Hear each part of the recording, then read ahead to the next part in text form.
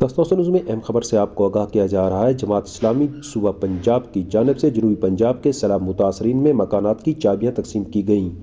इस सिलसिले में मुनक़दा तकरीब से खिताब करते हुए राव मोहम्मद ज़फ़र अमीर जमात इस्लामी जनूबी पंजाब, रशीद अहमद अख्तर अमीर जमात इस्लामी ज़िला Dera Ghazi Khan, Naeemullah RB advocate, Azizullah Qaisrani, Mazhar Mehmood Baloch advocate और दीगर उम्मीदवारों ने 70 सैलाब मुतासरीन में मकानात की चाबियाँ तकसीम की।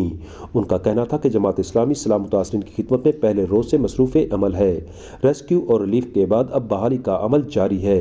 पहले मरहले में 70 मकानात की तामीर मुकम्मल हो चुकी है, मज़ीद मकानात की तामीर जारी है। उन्होंने कहा कि इस वक्त मुल्क में जमात इस्लामी के अलावा तमाम सियासी पार्टियां मरकज़ और सूबों में बरसरे इक़्तिदार हैं, मगर सब पार्टियों ने सैलाब मुतासरीन को नज़रअंदाज किया। इस सिलसिले में जमात इस्लामी का किरदार इंतहाई काबिल तारीफ़ रहा है।